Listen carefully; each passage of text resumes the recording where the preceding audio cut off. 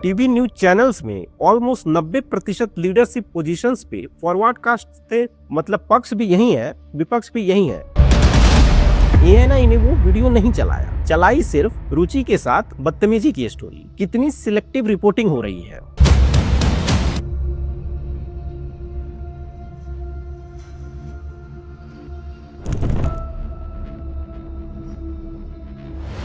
इसीलिए representation matter करता है, चाहे वो रिजर्वेशन से आए या किसी और सोर्स से। अब इससे बड़ी पब्लिक सर्विस क्या हो सकती है।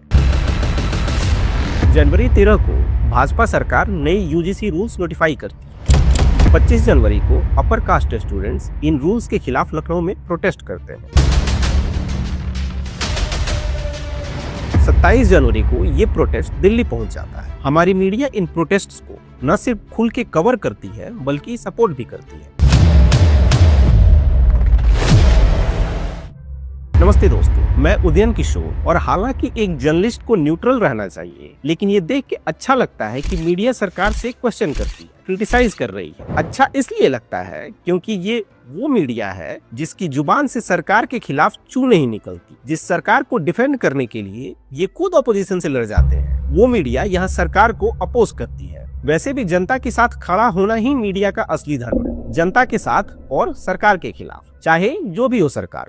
खैर, 27 जनवरी को ही सुप्रीम कोर्ट में इन रूल्स के खिलाफ पिटीशंस फाइल होती है। 29 जनवरी को सुप्रीम कोर्ट इन रूल्स पे रोक लगा देती है जब तक सुनवाई पूरी नहीं होती। ये सब सुन के बड़ा अच्छा लगता है कि नहीं? लेकिन ये कहानी अभी बाकी है। जिन रूल्स के खिलाफ अपर कास्ट स्टूडेंट्स और लोग सड़क पे उतरते हैं और जिनको मीडिया का बेपनाह सपोर्ट मिलता है, उसके अलावे एक और प्रोटेस्ट हो रहा है देश में, और वो प्रोटेस्ट है इन रूल्स के सपोर्ट में, मोस्टली ओबीसी और दलित स्टूडेंट्स का। लेकिन मेन स्ट्रीम मीडिया उनको बिल्कुल भी कवर नहीं करती। आप कहेंगे कि सबको सोचने समझने का अपना राइट है, उनको जो सही लगा उसको सपोर्ट किया, जो नहीं लगा उसको नहीं किया, बिल्कुल ठीक। लेकिन कास्ट मामला इतना सीधा होता? ऑक्सफैम इंडिया और मीडिया रंबल की एक रिपोर्ट के अनुसार टीवी न्यूज चैनल्स में ऑलमोस्ट 90% लीडरशिप पोजीशंस पे फॉरवर्ड कास्ट थे। अब आप कहेंगे कि जो टैलेंटेड है वो आगे है, तो आपको जान के अजीब लगेगा, लेकिन मीडिया में जॉब्स के लिए कोई स्टैंडर्ड टेस्ट या इंटरव्यू नहीं होता जिससे साबित हो कि कौन कितना टैलेंटेड है। लाला की दुकान है, जिसको मन किया रख लिया,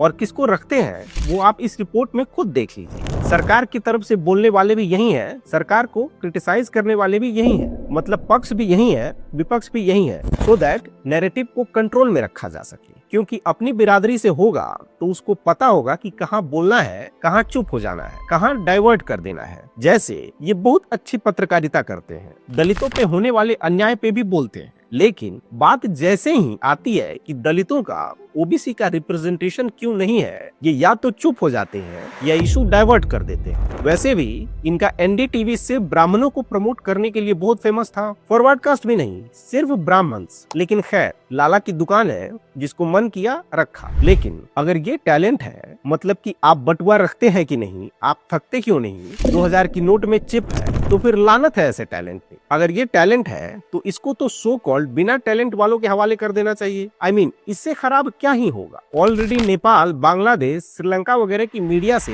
नीचे है रैंकिंग। क्या गजब का टैलेंट है ना। अब आप बोलेंगे कि क्या हो गया अगर वही है, तो ये होता है। जैसे इस रिपोर्ट के हिसाब से जो चैनल डिबेट में गेस्ट थे, उनमें 60 से 76% ब्राह्मण थे। अब ये तो अपना नजरिया ही बताएंगे ना, जिन्होंने बहुजनों की जिंदगी जी ही नहीं, उनको क्या पता उनको क्या क्या झेलना पड़ता है। सिर्फ किताब में पढ़ के और उनके मुंह से सुन के आप कितना समझ लेंगे। जैसे मेरे दादाजी एक कहावत कहते थे, जेकर पाँव न फाटे बेवाई, सेका जाने पीर पर आई। वैसे भी मेलकम एक्स ने कहा था, मीडिया धरती पे सबसे पावरफुल एंटिटी है। इसके पास बेगुनाह को दोषी और दोषी को निर्दोष बनाने की पावर होती है, क्योंकि ये लोगों का माइंड कंट्रोल करते हैं, और वही पावर है। जैसे कैसे अभी 3% ब्राह्मणों ने 90% जनसंख्या का हित देखने वाले बिल पे रोक लगवा दी। ये है पावर। आपको लगेगा मैं कुछ भी बोल रहा हूँ, तो आप इस केस की कवरेज को देखिए। जब फॉरवर्ड कास्ट ने प्रोटेस्ट किया तो मीडिया ने खुल के सपोर्ट किया। वहीं एससी, एसटी और ओबीसी वालों का प्रोटेस्ट बिल्कुल नहीं दिखा इस मीडिया ने। लेकिन ये प्रोटेस्ट चलता गया और उस प्रोटेस्ट में एक ब्राह्मण महिला के साथ धक्का मुक्की हो जाती है। तो ये सारी सवर्ण मीडिया मधुमक्खी की तरह प्रोटेस्ट करने वालों पे भिड़ जाते, दलितों को गाली देते हैं। खूब बाइट पे बाइट होती है इस लड़की की कि कैसे इसके साथ बदसलूकी हो। लेकिन इसी इंसिडेंट के पूरे वीडियो में दिखता है कि खुद रुचि तिवारी एक दूसरी लड़की को धक्का देके गिरा देती है। उस पार्ट को इन्होंने नहीं चलाया। कई और लोगों ने बताया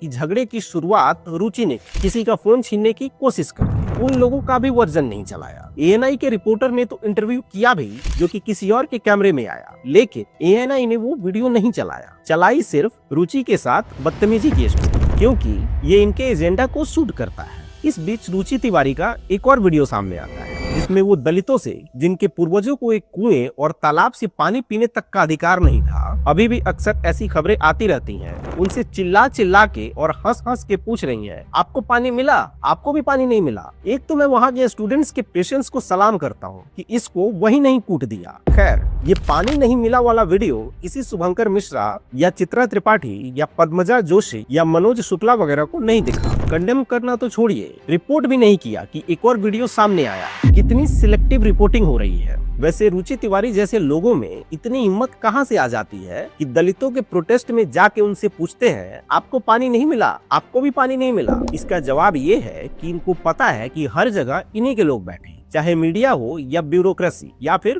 कोर्ट। कोर्ट में जाति वाला पार्ट हमने पहले कवर किया है, मीडिया वाला अभी कर रहे हैं। खैर, रुचि तिवारी जैसे लोगों को ये बात पता है, ये सब मिलके इनको बचा लेंगे, नहीं तो भीमा कोरेगांव वाले आज तक जेल में सड़ रहे हैं। मतलब बताइए, इन्होंने देश को ये बता दिया कि भीमा कोरेगांव का जो जश्न था, वो एक नक्सलाइट कॉन्स्पिरेसी थी, जिसके लिए इनको आज तक बेल नहीं मिली। और यहाँ इसी केस में ये महिला सेपरेट स्टेट डिमांड कर रही है। इसमें भी इनमें से किसी भी जर्नलिस्ट का मुंह नहीं खुला। अब आप कहेंगे कि सेपरेट स्टेट ही तो मांग रही है, देश थोड़ी मांग रही है। तो तेलंगाना मांगने वालों में कितने लोग जेल गए, जरा ये भी सर्च कर लीजिएगा। वैसे भी यूनिवर्सिटीज में बहुजनों के साथ क्या होता है, ये तो किसी से छिपा है नहीं, लेकिन ये तो मेन स्ट्रीम मीडिया नहीं बताता आपको। और स्टूडेंट तो छोड़िए, टीचर्स तक नहीं आने दिए जाते यूनिवर्सिटीज में। रिजर्वेशन वाली भी सीट सब खाली ही रहती है। और आप कह रहे हैं कि UGC रूल्स की जरूरत नहीं।